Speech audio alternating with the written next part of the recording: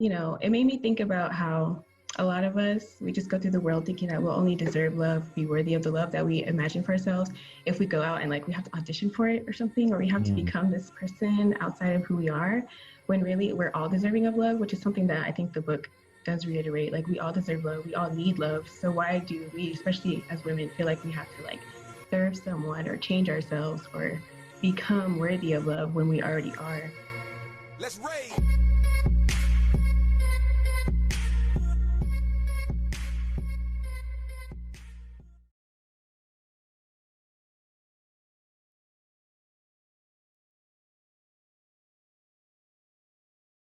Good morning, good afternoon, good evening, and welcome to Chapter 4 of Reading and Raging with Charles C. Patton.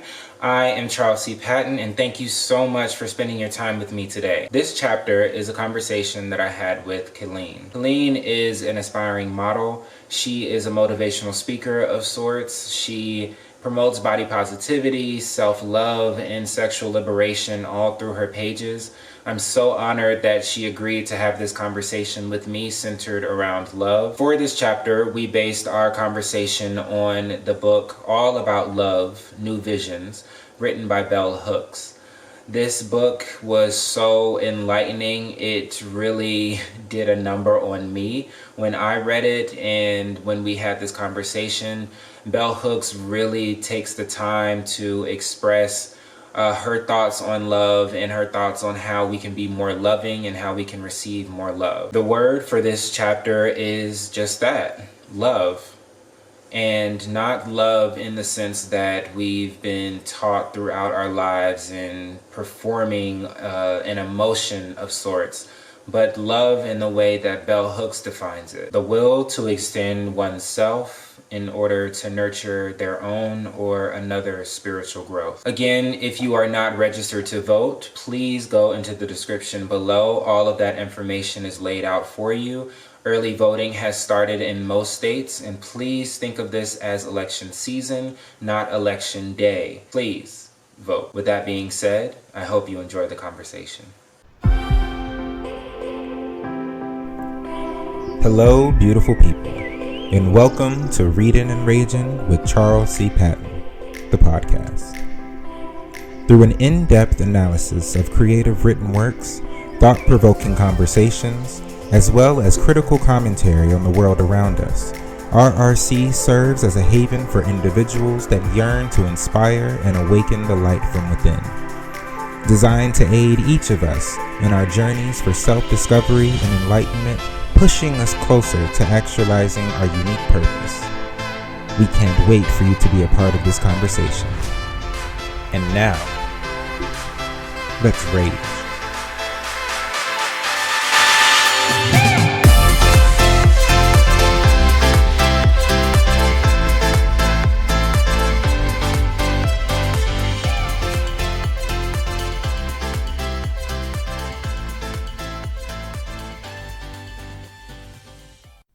Okay, I don't usually start these conversations like this before. Like, I'd usually, give some time before I start recording and all that stuff. But listen, this book is so captivating. Right. I am like, I can't even like put into words just how good and how more how I feel. Like I feel so, I don't even know, like I don't even know what the, like as I was reading, I'm like, oh my gosh, oh my It gosh, is. oh my I told you gosh, it's gonna hit. like it was hitting. It was hitting. I just like, I can't, I am so thankful for you and for you even requesting this, like for the basis of our conversation today. I'm just so overwhelmed with gratitude for this, because I am like learning so much, like even like every Yeah. single page, was Every page, yes. and It's something that you have to really digest. yeah, absolutely. And like I read it like pretty fast. Like I was skimming through it and I, trying to prepare for the conversation and everything, but I'm Mm-hmm. definitely going to go back and take my time and really digest everything from it. So thank you for real. Like I don't start these conversations like this before, but I had to with this one. Um, Oh, but yes, thank you so much. How are you doing? thank you. How's I'm life? doing How's good. yeah. I mean, okay, so I'm excited because, well, when I was hoping the book would actually hit, like I said it was going to, because I was like, this is something I want everybody to read, at least like Right. to like get the contents of it. Maybe a lot of people don't agree with certain parts, which I understand, but Mhm. to at least have this notion of like that your eyes being open to the things that seem normal, but underneath the Right. surface are really not. And like, so I'm glad that you enjoyed it and that you got something out of it because that's like my whole purpose with everything. But I'm really good. Like, life is good. I'm just trying my best to like adjust to the fact that quarantine is going to be a thing for a while, I guess. Yeah. So that's the one thing that's in the back of my mind. But other than that, I feel really happy. So yeah. That's good. I love seeing you on social media. I love when you have your little talks and you give your perspective on stuff and allowing people, to come in and talk about really taboo things that, a lot of people might not, agree with on first look. But then if you take a deeper dive into it and really see what you're saying and see, the different conversations that you're trying to have, I love it all. And Thank we've you. like I'm just this like what we're doing right now is hitting different for me Mm. because you were oh god I'm not gonna get there. Okay, because I'm so overwhelmed with so much emotion and so much love and appreciation for you, like because of you. You were a part of my life in a very very instrumental time, and we met in middle school and we cultivated this friendship, um and you were the first person that really just said F it, like you are who you are, I love you for that, and we gonna ride this thing out. And I really did appreciate that. And I didn't realize just how much that affected me until, honestly, until at this very moment. Because, like, seeing you right now, and even though we're not, physically with each other right now, um, all the memories are coming back. Like, everything, all of our talks that we've had, all of the times that, the tough times, the situations, the people, the relationships, the everything and anything. I'm so grateful that you walked into my life when you did, and that you were just willing to, bring me on in. I feel the exact same way. I'm so glad you said that. I'm feeling so emotional right now because Yeah. I always tell people about you as somebody who was very instrumental in my life as well. Like anytime somebody asks me about people who have affected me forever, like you're the first person that comes to mind, definitely, Oh my because God. like you said, like you accepted me for who I was, especially at a time where like nobody else was really doing that and I was new. So it was kind of like, okay, who is this person? And you didn't really care about any of that. I feel like we at first didn't click, but then once we did, it was like Mhm. everything fell into place from there. And like I always tell people about the time where you went to the counselor for me and started setting up those appointments that I really needed at the time. And like, I think about who would ever do that for me. Like I still to this day, I don't think I've met anyone who would do that. You know what I mean? And everything that you've done and like all of our laughs and just the Mhm. way you took me into your world, I feel like we are so similar but very different at the same Yeah. time. Like you showed me a lot and it's helped me. And I've never forgotten about any of that. So I'm glad that you still remember too. Oh, thanks, love. Yes, I remember, and it was a wonderful time, even though, a whole bunch of other stuff. But anyway, this book, again, I feel like every single person that is living and breathing needs to read this book, because it is truly all about love. And we'll get into it, like all of the different aspects of what was discussed in it. And it really read like a conversation. Like I felt like I was in conversation with bell hooks. But can you give like your perspective and why you wanted to have this work as the basis for our conversation? Well, yeah. So I feel like something we both really value is like freedom to be yourself. Of course, we both mentioned that already in the introduction. And so for me, even though the book is all about love, it really is. But for me, it's also about freedom, and like love and freedom being very connected. And I feel like you can't really have one without the other. And so when I was reading this and figuring out a lot about the love that I was accepting in my life and like the love that I have for myself, it just let me realize how I have freedom to choose what I'm going to decide is love for me, or what is enough love for me, how I'm going to love myself. And it's like freed my life in so many other ways, just thinking about that as my basis. And so I wanted to talk about that because, that's something we both value. I feel like the people who are going to listen to this could really get something out of it. Like no matter where you are in life, you could always think about how you could better love yourself, or how the Yeah. people around you could better love you, or how you could better love other people. So that's pretty much why I wanted to choose that, to just get that freedom and that love out there so that other people can start being as happy as I've been since I read it. Yeah, and like that idea of freedom and being free from like what we've been conditioned to believe we must accept in love from other people, love from ourselves even. Like that was definitely an overpowering theme with throughout it. And one thing that I loved about it is she was framing the conversation and I'm calling it a conversation because it felt like a conversation when I was reading it, but she framed it in a way uh, that didn't primarily focus on romantic involvements with people, and really Yes. and gave us the full scope of how we've internalized love and how we've internalized receiving and giving love. And one thing, and she like talking about the schools of love and how the family aspect of things, and how like our family and parents and loved ones, and the love, how love and abuse, we feel like it can coexist with each other. Can you speak a little bit about how you how you perceived, or how you understood that dichotomy to be?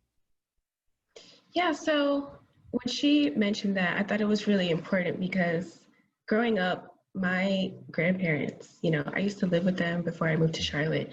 And there was so much that happened between them in their relationship, things that I didn't feel like were okay at all. And just a lot of secrets, a lot of lying. Even I think there was some physical abuse. And what I would always hear is like, well, they love each other, but they just have these demons that they just can't seem to conquer. Or, well, they Mm-hmm. love each other, but sometimes when you love somebody, you're gonna hurt them the most. And like just little quotes like that I hear all the time that like, it's like, well, I guess that's just how love is. And even hitting your children, I feel like a lot of Yeah. people will say it's like, oh well, it's abuse, but it's for their good. It's because I love you that I'm doing this. Right. And it really does teach you, or it taught me at least, because I know some people can go through something like that and they're like, okay, no, I'm never going to accept this. But I was the type of person where I was like, well, these people that I trust, my family, they're older than me, they must know what they're talking about. Like, this just Mm-hmm. must be what it is. And it wasn't until I started finding myself in similar situations where I was dealing with different forms of abuse, where I was like, okay, well, they're saying that this can be love and abuse, but I'm not feeling any love out of this. So what's like the real truth? But took a long time for me to actually get to the point where I could say, okay, no, abuse and love don't exist. And I feel like I had gotten to that point, but reading the book was different because she explained why those things can't really exist, rather than me Yeah. just being like, oh, well, I guess not. Yeah, definitely. And when you were saying that, like, I do this because I love you, or when we hear a lot of times, this is gonna hurt you more than it hurts me, like, That's another one. we don't think that we internalize those messages when we're younger, and that shows up in how we perform love, or how we think we're performing love, in our relationships. Because I remember, like, of course, like, you know, the African American experience is we get beat. Like, really, like, everybody has some form of discipline, but, you know, that's the stories that we hear, the shared experience that we have with our parents and discipline. And I didn't realize just how profound that is, that I felt that love had to have some form of sorrow, some form of hurt associated with it in order for me to know that it's real. Right. How Because if how did not, that, then yeah, were you able to, like, in reading the book and then like doing self-reflection of yourself and how you showed up and how you accepted love, how were you able to pivot and truly fall into yourself and know that this is not this type of love, even though it's not really love, but just for the sake of, you know, saying that this type of love is not something that I want to accept for myself? honestly, after reading the book, I went in the bathroom and I was just looking at myself like, okay, how am I feeling right now? And honestly, it just made me think about all the women who have been in my life, whether it's like Mm, my own mom or parents of my friends, my aunts, whoever, and like everything that they accepted as love, that's really not. How are they feeling right now? Like, what are their lives looking like right now? What type of people are they? How do they feel?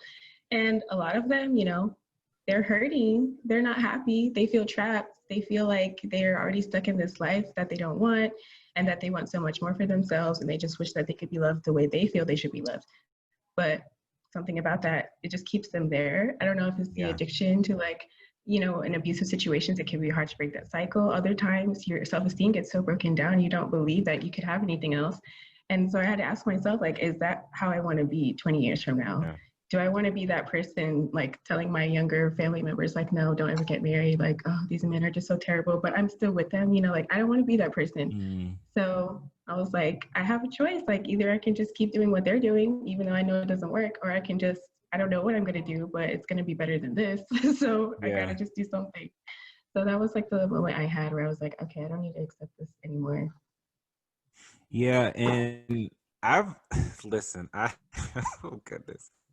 Like, thinking about how, so I've always been sort of obsessed with this idea of relationship and like different forms of relationships and how that looks like.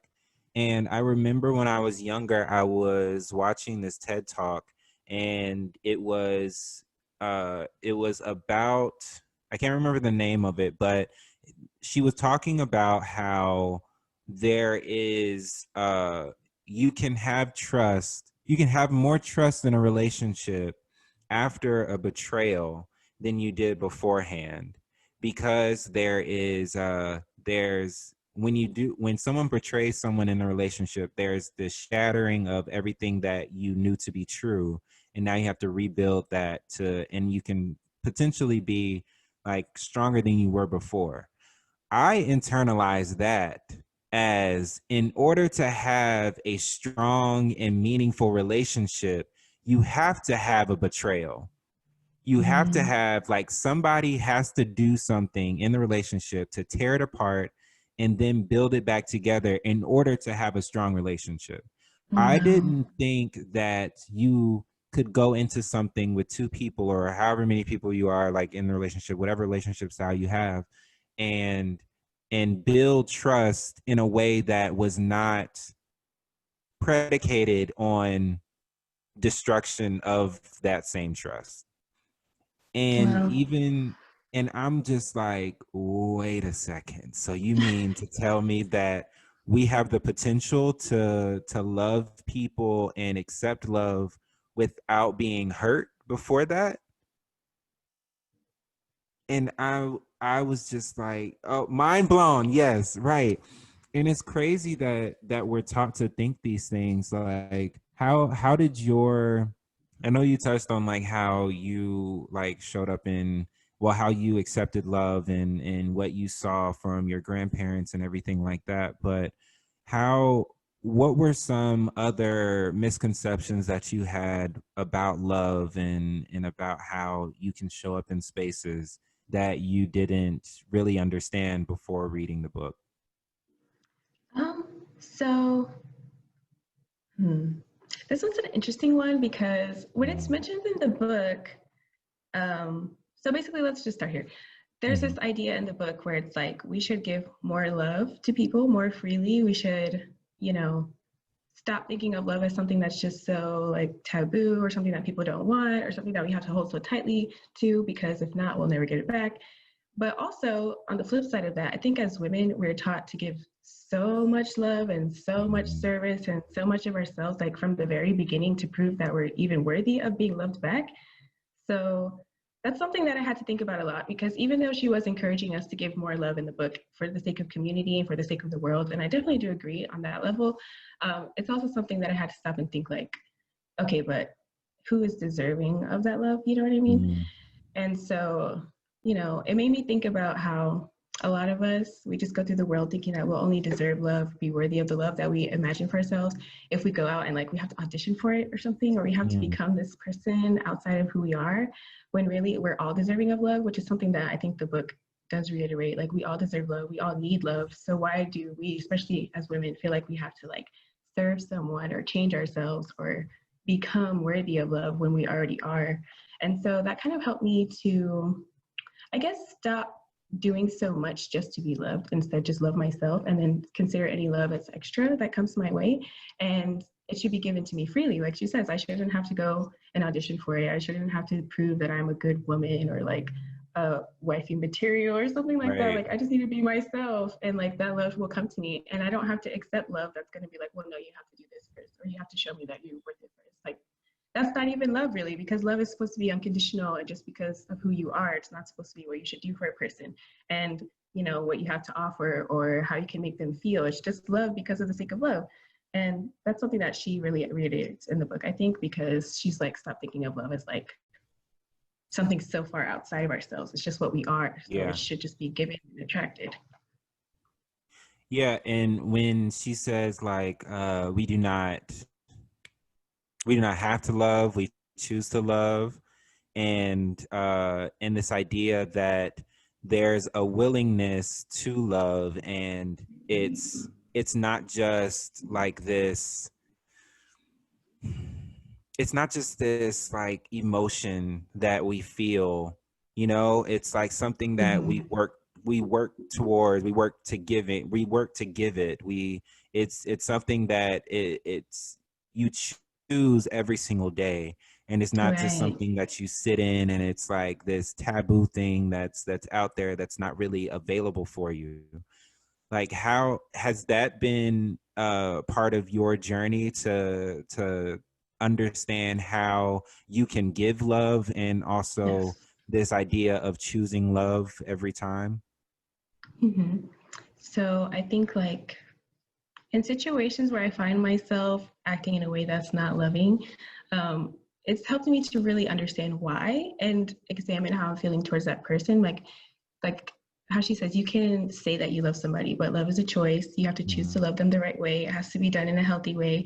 And so if I find myself constantly wanting to act out of love with the person, like, is that somebody that I need to have in my life? And also, when I see myself acting unloving towards myself, recognizing that for what it is and not just like, I think a lot of times, especially on social media, things that we do to other people or to ourselves that are not really loving, we're just like, oh, it's just like a little quirk that I have. Like, yeah, oh, I never sleep. Oh, haha, I just have a bad sleeping schedule. I don't feed myself enough. Oh, haha, I just want to lose weight. Like, or like, oh, I just shut people out of my life because that's just what I do. Like, sorry, I'm going to ghost you for like a year and just come back. Like, those things are not very loving. yeah, And we can't just laugh it off. And we have to really sit with ourselves and think, like, okay, am I acting like I love this person the way I say I do? Am I acting like I love myself? And just questioning all of my habits. It was like a good week where every single thing that I did, I felt like I had to say, okay, is this loving of me? Am I showing the mm, love or am I just saying it? Why do I choose to show love this way? Is that like some things I felt like I was thinking I was showing love, like yelling at somebody or trying to tell them what to do with their life or something. And I'm right, like, okay, yeah, that's what my parents said was love for me. But then I had to ask, but is that really love? Am I showing love when I do these things? And so, it changed the way I showed love to myself, of course. And I feel like I mentioned that a lot because that's the most important thing. If you don't love yeah, yourself, you can't you give it out. can But love it, yeah. And it's like, I feel like it sounds cliche, but it's so true. And so when I started being nicer to myself and more loving with myself and asking myself these questions, I was able to open up those conversations with people. And that's something I feel like I hadn't done really. It was like, ask people, how can I love you? Not just like, oh, you have to accept the love, how I give it to you, but like, Right. how can I make you feel more loved? How can I show love in a way that you want to receive it from me? Right. Oh my goodness. Listen, I think that a lot of people, I don't want to say a lot of people because I don't know a lot of people, but just for the sake of the conversation, a lot of people uh don't ask themselves those questions. Don't ask themselves, like, how can I be a more loving person? How can I show up for someone that I do love? How can I, what are these actions really? Are they rooted in love, or are they rooted in ego, or are they rooted in control? Like, what exactly does this look like? And I resonate with that so well when you say, like, if I'm telling somebody like what to do with their life, like, am I doing this out of love, or is this just like what I've perceived as love from my parents? Because, like, if you have parents that are a little bit more strict and they, want to tell you how to live your life, you take that on as a way to show love to other people. Like, no, this is tough love. We call it tough love, Yeah. right? Where, and it's like, no, that's your own perception of what you think is right. And you're just putting that onto me and all of those around you, because really you doing that is a way for you to validate your own like thought process and how you do things. So And true. if other people's not doing it, then it's not valid to you. So is it really valid? So, oh my, it's and it's interesting that you say, like, uh yeah, how do you want, asking people how do you want to be loved, or how, how do you like to be loved, or around that area. And that kind of like hints at her critique, I would say, on like the love languages and what that has, fostered in, our nation and people in general. And like, I have some tiny bit disagreements with it, but I understand where she's coming from with it. And Yeah. she writes, where is it? She writes, this type of literature is popular because it does not demand a change in fixed ways of thinking about gender roles, culture, or love, rather than sharing strategies that will help us become more loving, and actually encourages everyone to adapt to circumstances where love is lacking. Mhm. And that idea of encouraging people to adapt to certain circumstances or situations where there is a lack of love rather than abundance of it. uh have you how does this show up in your life? How do you interpret her saying this? Um, so I don't know if this is entirely what she means by this, but when I hear the critique of the love languages, I'm kind of on the fence too, because on Mhm. one end of it, I do understand that the love languages a lot of times can be gendered or like tailored to what our ideas of love already are. But also, I think it's important to meet people where they're at. So maybe if that's what they need at the moment, it's okay to play into that a little bit, but not too Mhm. much. I feel like there's like a line. But like one thing that I do think about, I don't know really if like, because I'm trying to remember this part in the book, but I don't necessarily remember what she says after that. But one thing I think about with the love languages is I've noticed a lot of men will say their love language is acts of service or something. And then like, but they like to receive those acts of service. And then Mhm. a lot of women will say that they like to perform the acts of service. And I see that as like a uh pattern because, men and women were kind of taught like, okay, we're here to serve the men and they're going to right. take that from us. And so they expect those things. So I do think like there's some validity to saying, yes, I like to receive these things. But then of course, there's always asking why. And like, Right. where does that thought come from?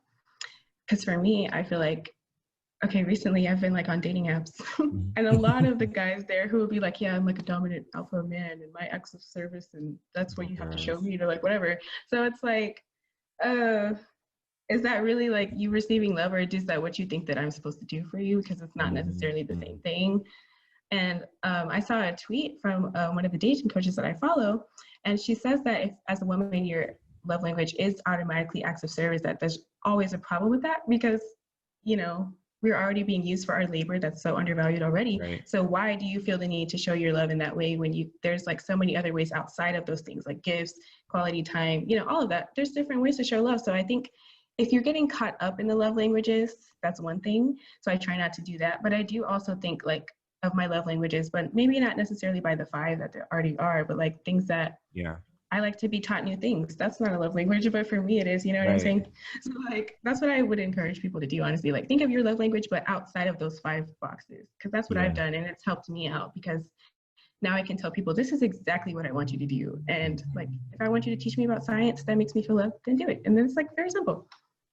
Yeah, I love that. And this idea of like women and how their relationship with men and how they have always been taught and continue to be taught, like you must be of service to the man, you must do things for him in order to have his validation. Your value is predicated on his telling you that you are valuable.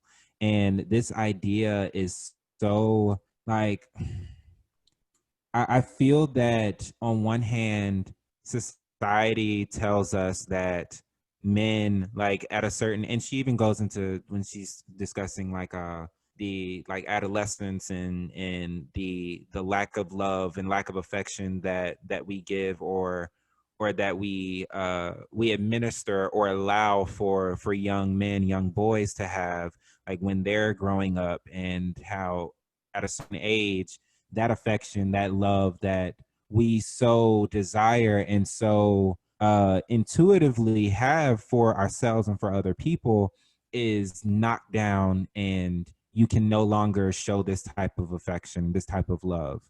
And on the other hand, it's like with women and those and femme folks, like they can no longer they have to strive to get love from other people. They have to perform certain acts of service, certain things in order to get love from other people and show them their value in that way.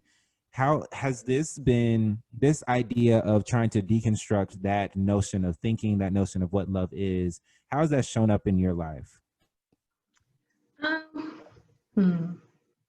It's honestly caused me to distance myself from a lot of people, but in a good way, for the sake of like evaluating what I feel is valuable that I give to others. So I guess like for me, you know, in Latin culture, machismo is like the thing, and it's like the law. So it's very hard for me to yank certain things out of my mind. And so I find that when I'm interacting with men, I just have to do it less because I'm so programmed for my natural thing to be like, okay, let me find a way to serve him or make him feel this way or do this and that. Even if it's just like on a very platonic level, or like for the men in my family, like my first thought is like, what can I do for you? Right. So I've been noticing that a lot, that the best way to combat that, at least for now, is just to come inward. So that's been the main way that it's been showing up. So I can catch myself when I feel like I'm overextending, because I notice with my girlfriends, I don't try so hard to just, what can I do for you? How can I make you feel? Like I just exist as myself. I can tell my jokes. I can just sit there and say nothing. Like I don't feel this pressure to be helping. And so I've been trying to observe how I am with them and just reprogram my brain to be like that all the time. So that way I'm not thinking around men like, oh, what should I do for you? How can I serve you? Let me go make you a plate. Like, even though I don't even have that natural instinct to do that, it's just so ingrained in my mind that it's like I have to take that time to deconstruct. And also like trying to help other people, other women, I should say, in my life to do the same thing. Like if I catch them, I guess, how can I say, being like saying stuff like we always say, like, oh, he likes me a lot. It's just that, you know, he doesn't know how to show it. Like my mom, for example, yesterday, you know, my dad, they have a rocky relationship. My dad doesn't really talk to me much personally. So I'm just like listening to what she has to say about how he's trying to show more love. He's trying to do this and like making excuses and like grabbing at the smallest thing that they do. And I'm like, well, is that the love that you want to accept? Do you really want to have to try to grasp at that love? So I feel like it's mostly been showing up and like me doing that work for myself and undoing those mental ties that I have, and also trying to help the people around me do the same thing. Because even if I don't have it all figured out myself, I know that at least planting the seeds, you know, I think the more of us that we embrace those seeds and let it water and grow Yeah. and become better, it's better for all of society, honestly, because if we get on board and say, no, we're not going to accept this, then people will have no choice but to adjust to that. Yeah. Yeah. And like that idea of removing yourself from people, from situations that ultimately don't serve you and really bring you harm in a way, even though Yeah. like my experience, I thought that I had to be in those situations. I thought that I had Right. to do certain things, to feel certain things in order for that love to be valid, or in order for it to show up in a way that I felt it needed to be. And Mhm. it's just so crazy how, and like with you, with being, you know, feeling that you need to serve men, and that you need to, you know, do these acts of service to like, that's just something that's been ingrained in you. Like for me, I've realized, like on the flip side of that, almost, it's like the people that I'm with, I feel that, well, I have felt that, like, if they aren't showing me, or if they aren't doing something like actively towards, you know, showing that they love me in a way, then there's no validity in that, or there, or it's not love, or I'm yearning for someone to do something for me so they can show me that they love me, Mm, so I can feel loved inside, right? And she even talks yes. about this, like, oh my goodness, like, oh, where she says that the humanity that we're looking for, we're asking for permission for our humanity to be brought back to us, for someone else to Mm, give us that, rather than us yes. realizing that for ourselves. And Like, she also mentions like that a lot of the time, the only time we see community is when we are like, oh, I need to feel loved. Like, let me go find someone to mm, make me feel good. And when she said that, I was like, oh my God, yes, no. exactly, exactly. And how important has setting boundaries been for you? It's literally, I feel like it saved me emotionally. Like, it was the hardest to start with my family because I am a sensitive girl. So I had to Mm, set the boundaries with my family like, hey, stop making fun of me, stop commenting on my wig, my hair, my everything, just stop doing that. And like for so long, and I you was having said the you hardest said that time to just saying them? that. Well, I did like maybe like 2 years ago. Before Yes. that, I could not. Like I remember trying as a kid and they just be like, no, you're so sensitive. Like that's just what we do. Like you just need to get over it. And so for years I was like, okay, I'm just gonna keep my mouth shut. I'm just gonna take it because they're just gonna Mm, be like, no, you're too sensitive. And then when I moved out and I realized just how like stuck in my head all their criticizing voices were, when I went yes. back around them, I had to tell them like, hey, okay, don't do this. And again, they wanted to be like, oh, you're so sensitive. Like, oh, why would you do, or would you say that? Like, we're just kidding. And I was like, no, like, if you don't stop doing this, I'm not gonna come around you. And they thought Yeah. I wasn't being serious, but that was me, like my first time ever setting a boundary, especially with my family. Like that was so scary to me. And so I was serious. They thought I wasn't. I didn't see them for like a good 2 years because every time I went around, they would just keep doing the same thing that I already said. Yeah. Like, this is my boundary. Like, don't do that. So I stopped going to all the family functions and I stopped like going to visit my mom. I didn't text them. And it wasn't until like 2 years later that they were like, okay, look, I'm sorry. Like, it shouldn't have taken all this for me to realize, and it wasn't until I did that and like I had to force myself to stay away from them that I was like realizing I would rather be alone or feel alone than like deal with other things that I don't want to deal with or deal with people dragging me down, deal with people who are literally, I'm telling you, don't do this because it hurts me and you're doing it And anyway. you're doing it Like, anyway. right. Like, there's nothing that's worth that. And so if once I was able to do that with my own family, which, I love them so much and I'm so attached to them, it changed everything else for me because it's not so hard to say to like a boss or like a friend, like, hey, don't do that. If like, your own family has already been through that, you've already Right. been in that whole situation with them. So ever since then, if something makes me unhappy, I can just say it. If something is not funny, I don't laugh. I don't feel like I have to be like, oh, haha, they're just kidding. I don't like overexert myself in friendships or like work situations either. Like I just think, what do I want? What makes me happy? What is healthy for me? And once I set that boundary inside and have that very clear, then I can do that with other people and people respect it. And like when people respect it and they do for you what you want them to do, not in a way that Yeah. you're forcing them, but because you're saying this is all I'm gonna accept, like life is just way better that way. Oh my gosh. Like,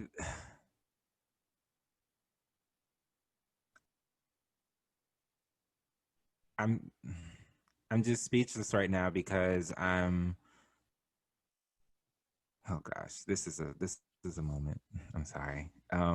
Let's have a moment together. Right, let's do it.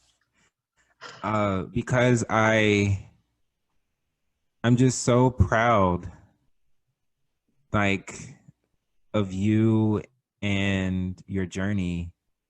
And I'm just remembering that I'm remembering that little girl that I was sitting next to in math class, and Oh, like all of the talks we would have. And yeah, I'm just like, oh my gosh. I think I'm about her all like, the time. oh, and you honor her. And I'm just,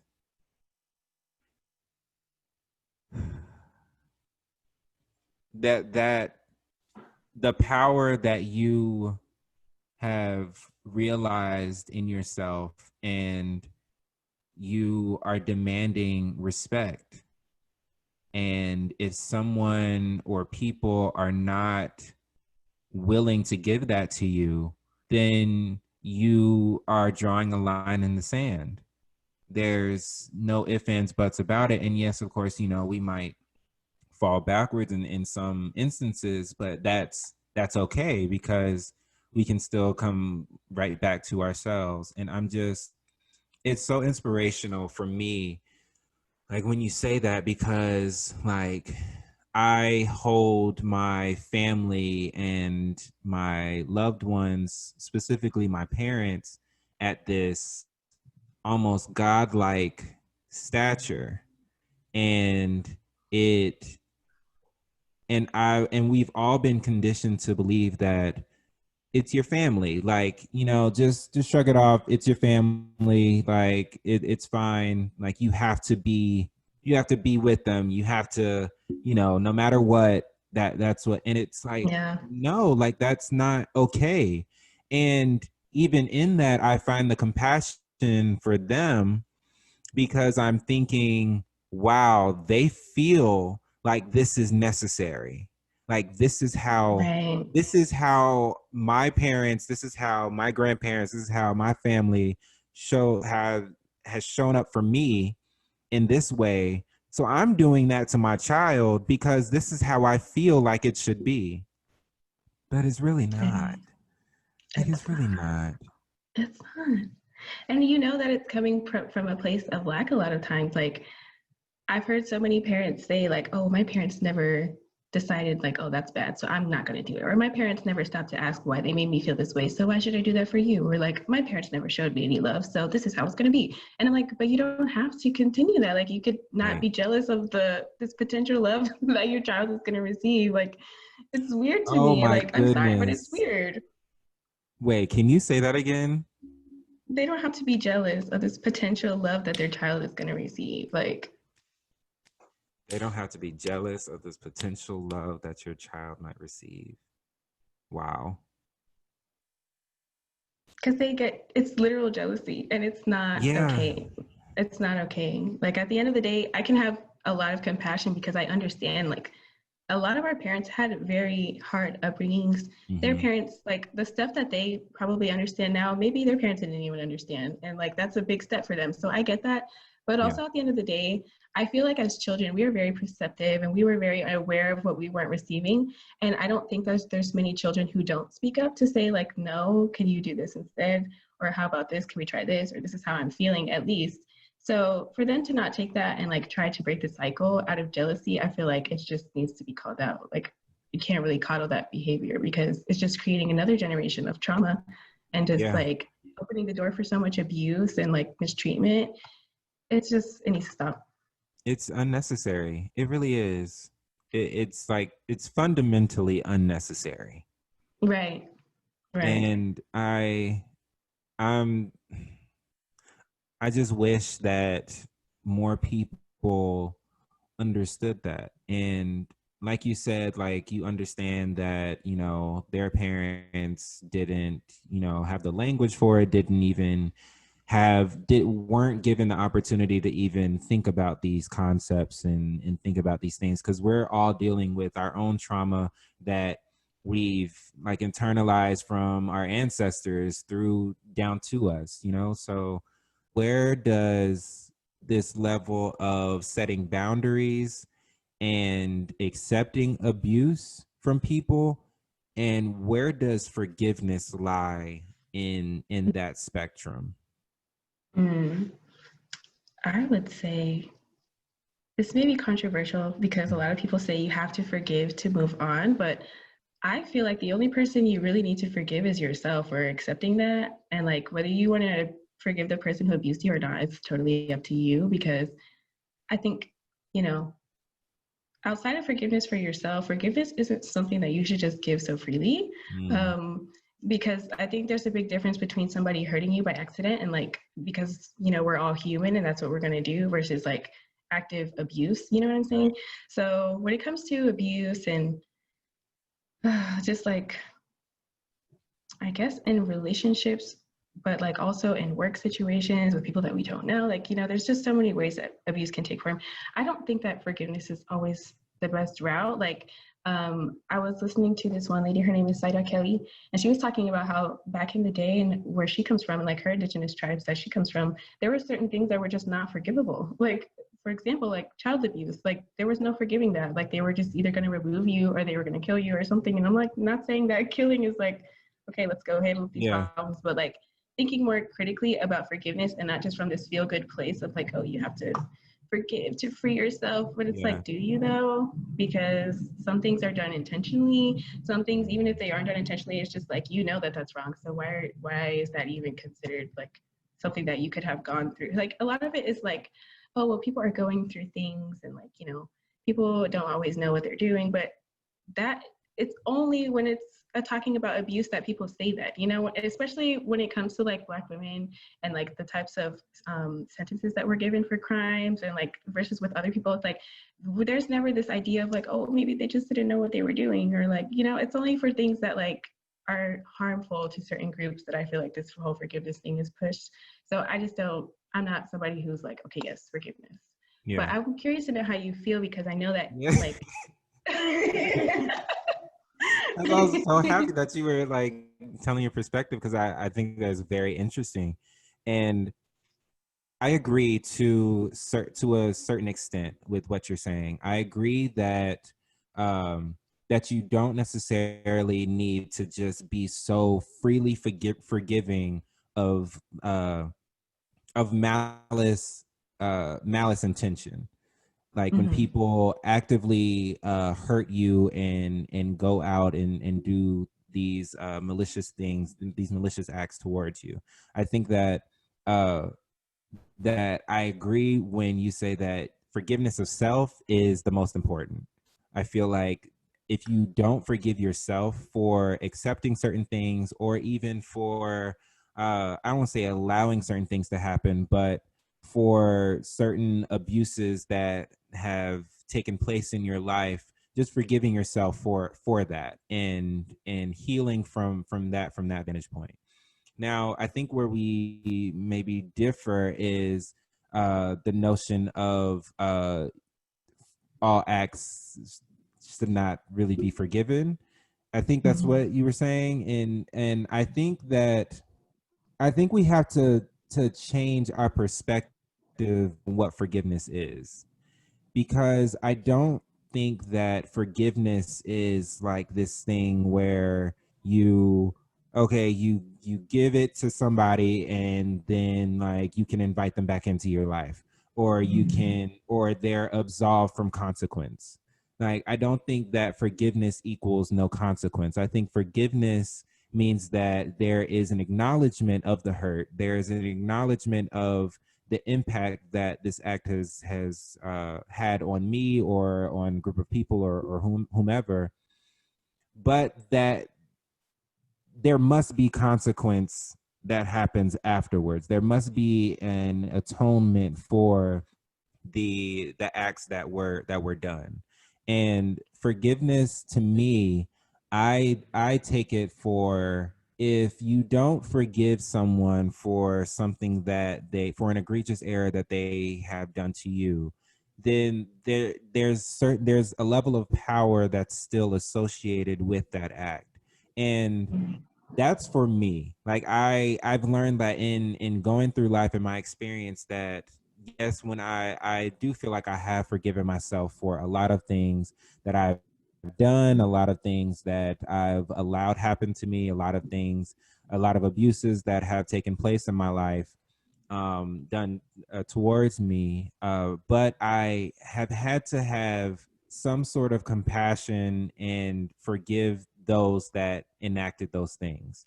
And because of that, I was able to see them for not for what they did to me, but for the pain that they were internalizing that manifested itself in that act that was done to me. Because I truly believe that when people know better, they do better. And the lessons that they were taught or the lessons that they have yet to learn, they weren't able to to formulate that in a behavior that was in a loving manner.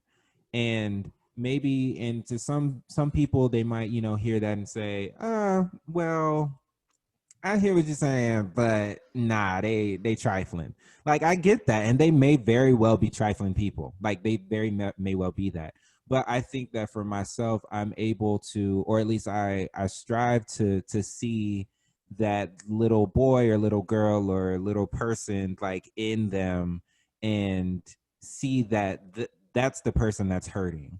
Now, that doesn't mean that I'm going to invite them back into my space, that I'm going to like that whatever they did is without consequence. Like, no, none of that. I'm forgiving you for that and seeing it for what it is in that realm. But stay over there. Like, I've set the boundaries for that, and you can no longer enter into my space and mess with my energies. So that's like my take on forgiveness, and but I Good definitely take, good understand. take. I understand what you were saying in that level, because like it's definitely starts with yourself.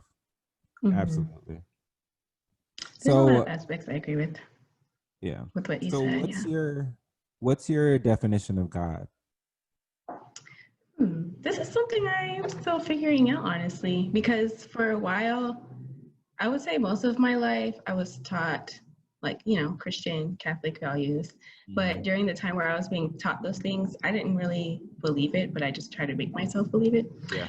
And then I went through a period where I was like, okay, no, I don't believe any of this. I'm just going to identify as an atheist, whatever. Mhm. And then now I'm kind of to the point where I'm like, I don't know if I could consider myself an atheist really, because I do things like with ancestors and like I believe in the universe and whatnot.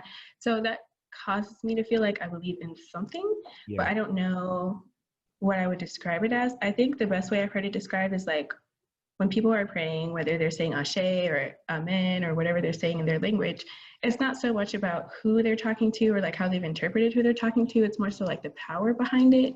So I feel Mm, like if I do believe in God, it would be the power behind like manifestation or prayers yeah. or chanting, like whatever that power is, whether it's a person or not, or like just something that exists for everything.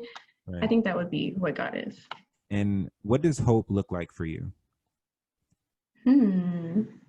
Hmm. So hope. I don't know.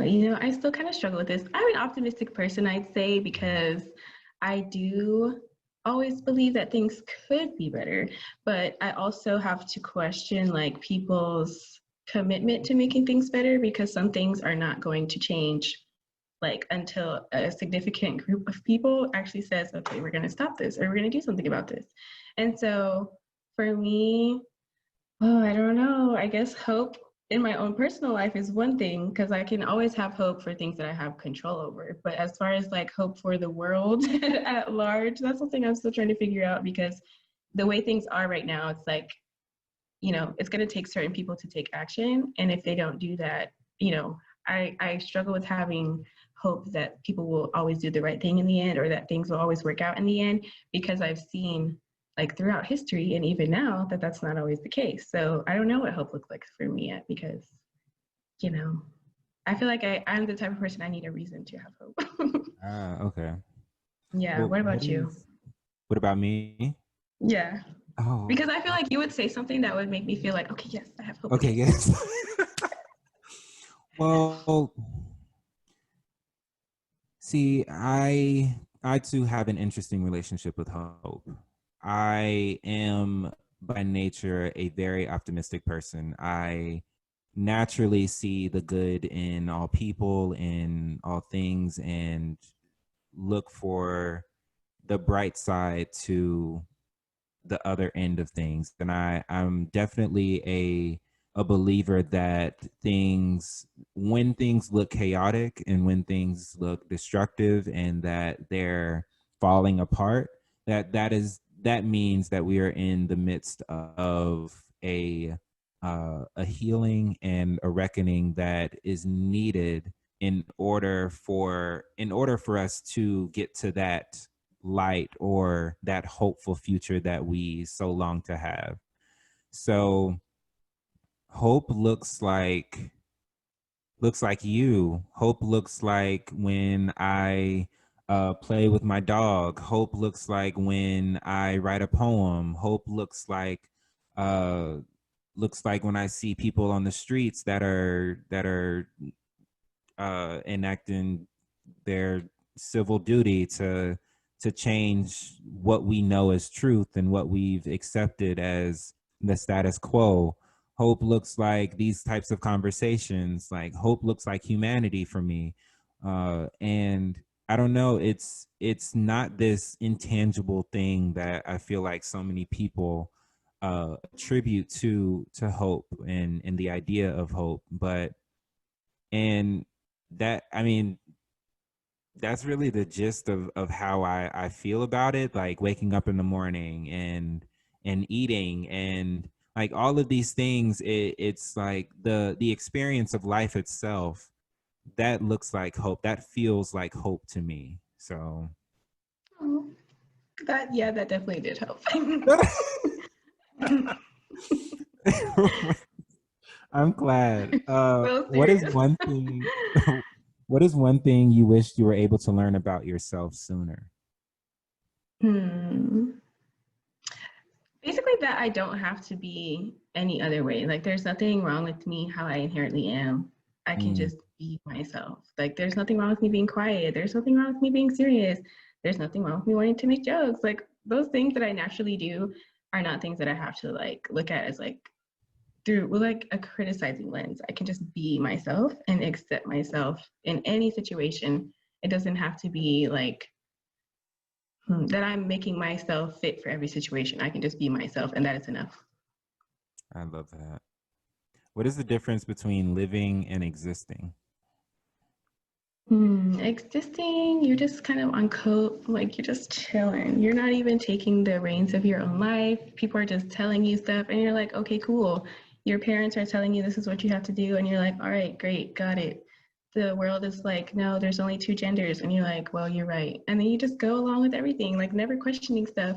You don't ever think, does this make me happy? If somebody didn't tell me this, would I actually do it? And then, when you're really living, you're making your own decisions. You're thinking about what you want to do, what you believe, what makes you happy, how you want to do things, how you want to dress. It's all about you. It just sounds like bad, but when you think about you first, you're also able to think about other people because you're not missing something, if that makes sense. So, Yeah. yeah. Okay.